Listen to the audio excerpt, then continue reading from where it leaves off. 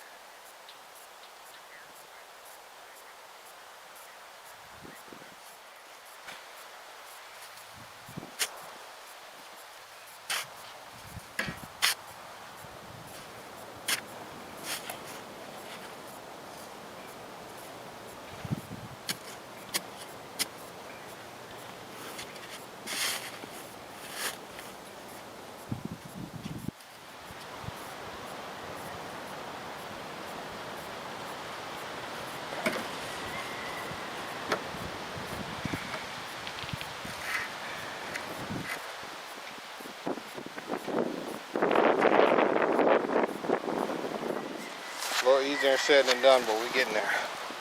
Alright, so here's what we got so far with the shed project. You know, I might label this part of the foundation and how I created the foundation for this thing.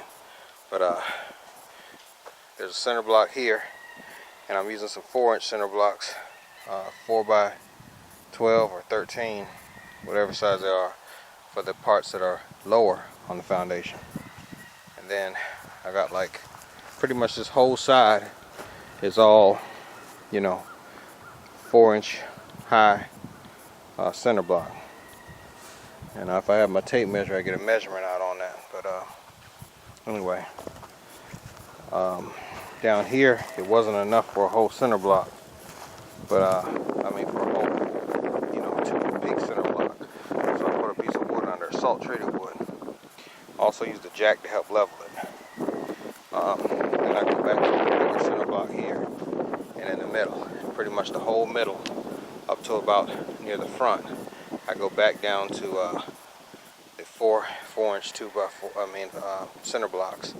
And I mean, really, I'm just going with the grade of the, what the land gives me, not what I'm doing just to be doing it. And if you notice, some of these center blocks have a little gap in between them because I'm not done leveling it yet. So right there, there's a little gap, maybe a 1/4 inch. This one's pretty much sitting right on it, and this one's pretty much sitting right on it. So I can move the center blocks, shimmy the center blocks, whatever I gotta do. And I also use the joist hangers here. And I also put 2 nails on the end, even though I use the joist hangers, to help them, to help this stay centered and give some less flexibility on the 2x4s. In the middle here, I had a piece of wood, and what do you know? It was perfect because I didn't intend on going all the way down. I was going to skip one, but I actually just about put a center block or something under every single piece. These 2 boards I kind of joined together and put some brick underneath it. And if you notice, nothing is touching the dirt because wood can rot faster if it's touching the dirt. So I put some dirt close to the edge over here, so I'm kind of contradicting myself. But that was only just to help build it up a little bit. And over here as well. So got my headphones, I gotta get the cell phone. But yeah, I got another brick I gotta put in here. I got another brick I gotta put over there. And I'm still grading. And then I'm gonna bring my 4x4x8s. Since this is an 8x16, I'm going to bring in 4x4x8s and cut one in half to about 2 feet. And the wood sits right on center, so it's going to be, if it's level and everything, it's going to be pretty easy. And I'm going to use 3/4 inch plywood and put a nails everywhere. And this should be it for that. Got a piece of wood that looks like it's not as straight, like it's bowed right there. I might can knock that out when I put my T-square on it and level it. You know, kind of fix that up. But this wood is mighty flimsy. This piece is a little bit messed up, but I just didn't feel like cutting another piece because I got what I got going on here. But I got the joist hanger, you know, pretty much cuffing underneath of it and all that stuff. And the flat part is on the bottom of the joist hanger. So, and I got a couple nails on the back side, so it should hold up. But if something go wrong, I know exactly what the situation. I know exactly what happened. But anyway, that's it for the foundation right there. And it's starting to look level, starting to look flush. All right, y'all. So I'm back again. I went over to Lowe's. I got some 3/4 inch tongue and groove OSB plywood. When I say tongue and groove, even though it's a little flaked up along here along the edge, but it'll be all right. You know, you just push them into each other, and you know, when the edges aren't. I had to get them in here the best I could. These things weigh 100 pounds, but that's what it looks like. So it's tongue and groove, 3/4 inch plywood. It's pretty thick, you know what I mean? And I'm still working on I'm still leveling the floor here. I tell you, you got to go through a lot just to get to point A to B. You know, I've got about, as far as actual material, I got about 150 in it right now, and and that's with using my own plywood, some of my own 2x4. All this was my own stuff. So where did that come from? It came from screws, center block. It came from this 16-inch long pressure treated 2x4. It came from, you know, basically the OSB. It came from the sawhorses. It came from the what do you call these things again?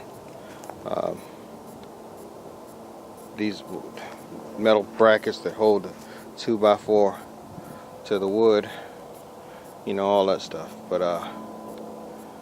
the kit, the framing kit, cost me another 100, so I'm down to 250 with this thing right now. But I don't really need that framing kit like that, you know.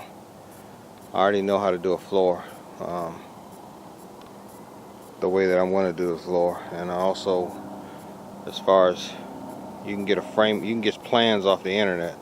You just gotta make every single cut yourself. So I might not do this way next time around, but if you're looking to do something fast and just get it over with, put it together, then this is what it is.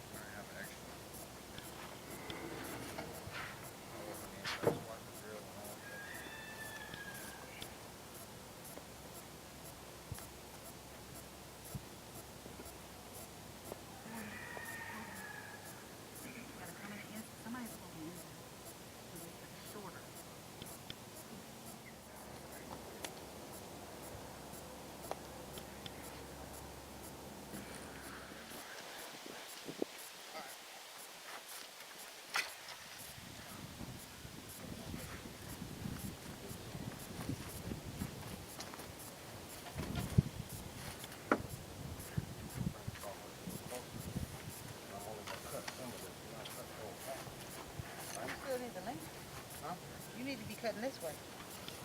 Oh, no. Yes, you do. You need the length either way.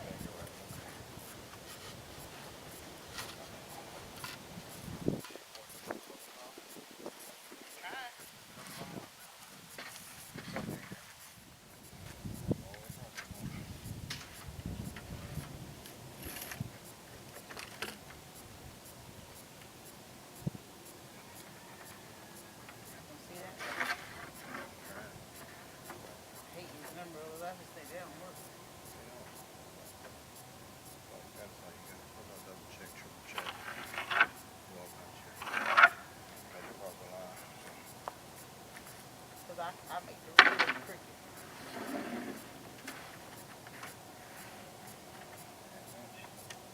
I'm going to buy some funny looking markers.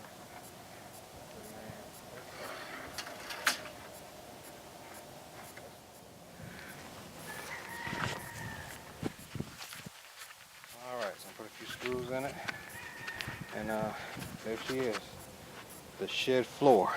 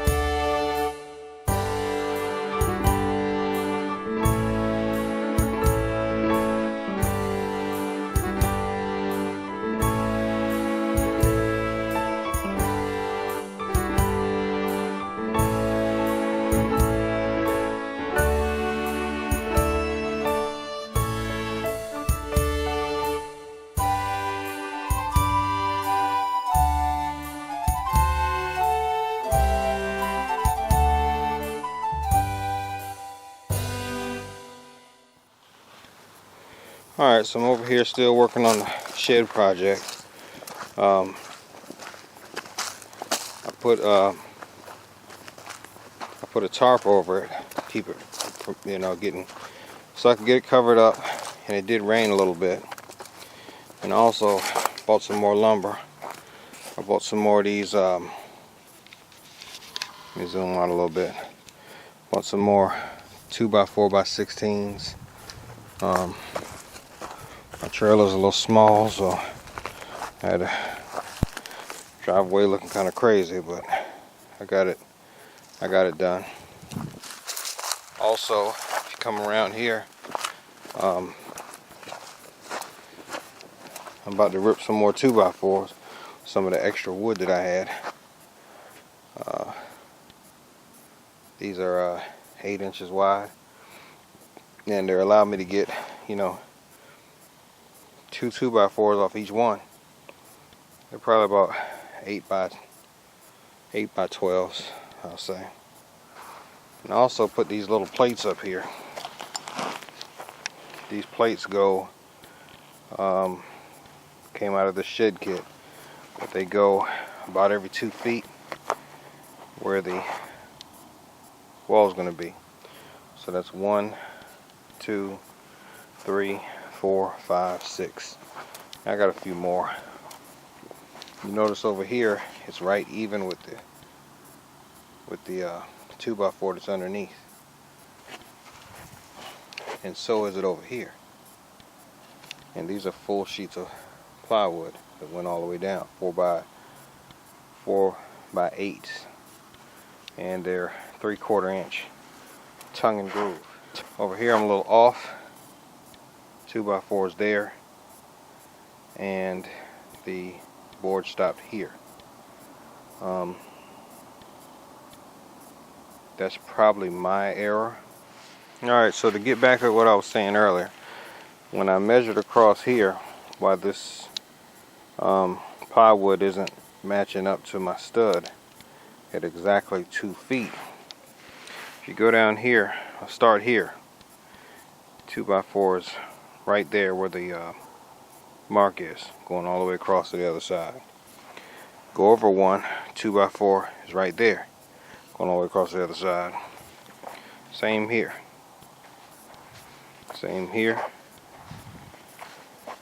2x4 there, there, there, and there. And here is why I got off a little bit, because my true 14 feet for the shed is right here. That's where it ends at, right there. So I have to keep this whole thing square. So this was square. I couldn't do too much about, you know, this little bit right here. I wasn't too concerned with that. I can get past that, because as long as my boards are going to be 2 feet all the way down, I'll raise the wall, make the arch, come to the other side, and fill my plywood in accordingly. Things are still going to match up. It's just that at worst is I'm going to have a 2x4 that's not sitting on the groove, which is sitting on the groove for all the rest of them. And most of the weight's going to be up here. And I'm using tongue and groove to where it butts into each other, and one piece joins into the other piece of wood. So it's not going to affect the floor as far as walking on it. So I just wanted to point that out. If y'all doing this type of shed and run into that type of situation. Oh, and also this right here, I made sure that I have a little hole right there. There's 2 holes. I want them both to go into the 2x4 that I want to raise. So that my fingertip is right there. So on the back of this is going in there. And then I got 3 that go across here. And I only put 1 nail there. And you know, that's how that's going to go. So today I'm just going to rip some boards, put these up, get ready for tomorrow. It's Sunday. I'm not doing too much out here with this stuff today. Tomorrow it's on.